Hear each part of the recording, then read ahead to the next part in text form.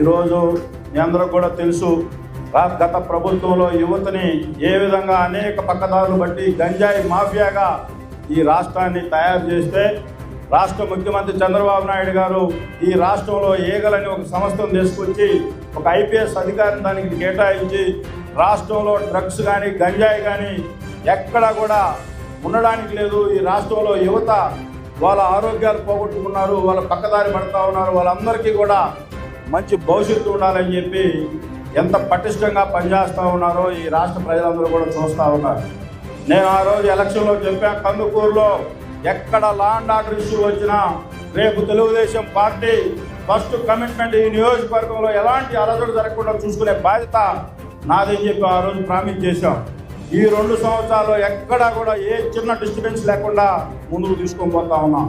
వీళ్ళు ఏదో విధంగా ఎమ్మెల్యే గారు మన మహానాడు బ్రహ్మాండంగా చేశాడు, ఈ రాష్ట్రంలోనే 4th ప్లేస్కి వచ్చింది, రాష్ట్రంలో చంద్రబాబు నాయుడు గారు లోకేష్ బాబు గారి దగ్గర మంచి మార్కులు ఉన్నాయని చెప్పి ఒక అసూయతో కొంతమంది వ్యక్తులు చేరి ఈ కందుకూరులో ఏదో గంజాయి జరుగుతూ ఉంది, దానికి తెలుగుదేశం పార్టీ నాయకులు ఎవరో ఉన్నారు దాని వెనకాలని చెప్పి పనికిమాలిన మాటలు రాసుకోవడం, వాళ్ళ పైశాచికత్వ ఆనందానికి అదొక ఉదాహరణగా నేను చెప్పదలుచుకున్నా.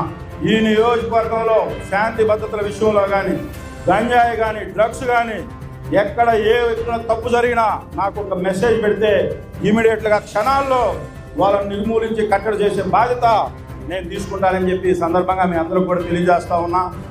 ఈరోజు మీ అందరూ కూడా తెలుసు, గత ప్రభుత్వంలో యువతని ఏ విధంగా అనేక పక్కదారులు బట్టి గంజాయి మాఫియాగా ఈ రాష్ట్రాన్ని తయారు చేస్తే రాష్ట్ర ముఖ్యమంత్రి చంద్రబాబు నాయుడు గారు ఈ రాష్ట్రంలో ఏగలని ఒక సంస్థను తీసుకొచ్చి ఒక ఐపీఎస్ అధికారిని దానికి కేటాయించి రాష్ట్రంలో డ్రగ్స్ కానీ గంజాయి కానీ ఎక్కడా కూడా ఉండడానికి లేదు. ఈ రాష్ట్రంలో యువత వాళ్ళ ఆరోగ్యాలు పోగొట్టుకున్నారు, వాళ్ళ పక్కదారి పడతా ఉన్నారు. వాళ్ళందరికీ కూడా మంచి భవిష్యత్తు ఉండాలని చెప్పి ఎంత పటిష్టంగా పనిచేస్తూ ఉన్నారో ఈ రాష్ట్ర ప్రజలందరూ కూడా చూస్తూ ఉన్నారు.